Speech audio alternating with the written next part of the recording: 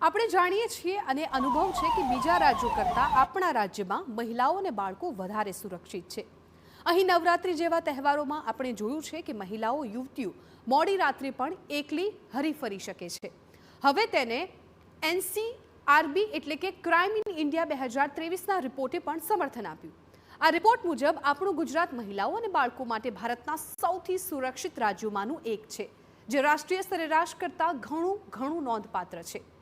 એક આંકડાઓથી સમજીએ કે આખરે કેવી રીતે આપણું ગુજરાત સલામત ગુજરાત છે।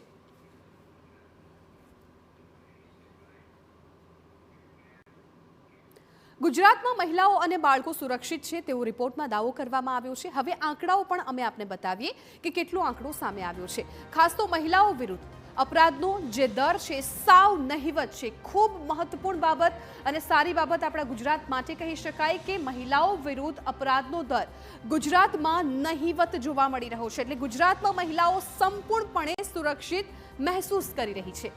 રાષ્ટ્રીય સરેરાશના આશરે 1/3 દર છે એ ગુજરાતમાં જોવા મળ્યો છે। એટલે ઓલ ઓવર રાષ્ટ્રીય કક્ષાએ જો જોવામાં આવે તો ગુજરાતનો જે આંક છે ખૂબ નીચો છે। મહિલાઓ માટેનો જે अपराधનો આંક છે એ નહિવત જોવા મળી રહ્યો છે। अपराध દર પ્રતિ 1 લાખ મહિલાઓ પર જો વાત કરવામાં આવે એ આંકડો પણ હવે પછી અમે આપને બતાવીશું કે પ્રતિ 1 લાખ મહિલાઓ પર જો અપરાધ થઈ રહ્યા છે તો ગુજરાતમાં કેટલી ટકાવારી છે। તો ગુજરાતમાં 22.9% અને રાષ્ટ્રીય સરેરાશ 66.4%નો આંકડો છે એ આ રિપોર્ટમાં સામે આવ્યો છે। રિપોર્ટમાં ઉલ્લેખ કરવામાં આવ્યો છે।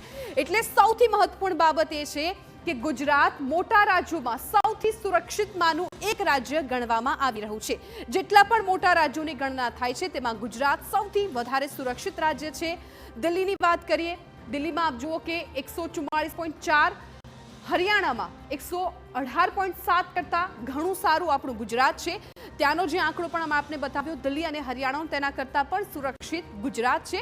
અને ગુજરાતમાં વાર્ષિક આશરે 7,500 થી લઈને 8,000 કેસ નોંધાય છે। એટલે આ વાર્ષિક આંકડો છે એ પણ સામે આવ્યો છે। હવે સમાન વસ્તીવાળા જે રાજ્યો છે તેની જો વાત કરવામાં આવે તો સમાન વસ્તીવાળા રાજ્યોમાં ઘણીવાર 30,000 થી વધારે કેસ નોંધાતા હોય છે।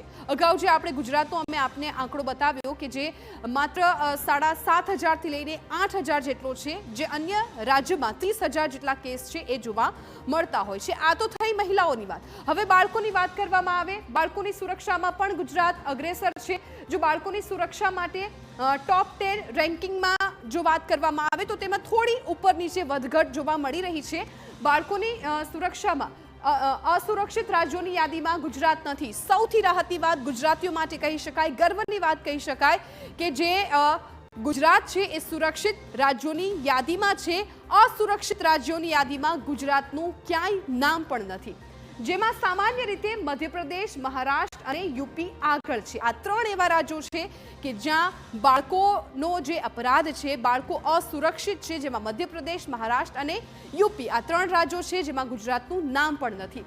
गुजरातमां बाळको विरुद्ध अपहरण के हिंसक अपराधों ओछा मानवामां आवी रह्या छे। स्वाभाविकपणे के नहीवत नथी, थोड़ा घणा अंशे आ केसीस छे ए नोंधाई रह्या छे, परंतु अन्य राज्योनी सरखामणी गुजरातमां खूब ओछा आ अपराधो थई रह्या छे। मध्य और उत्तर भारतनी सरखामणीए घणा ओछा किस्सा गुजरातमां जोवा मळी रह्या छे। मध्य और उत्तर भारतनी जो बात करवामां आवे तो त्यां बाळकोना अपहरणना किस्साओ छे, बाळको साथे अपराधना किस्साओ छे ए खूब मोटा प्रमाणमां छे, परंतु गुजरातमां खूब ओछा किस्सा नोंधाई रह्या छे।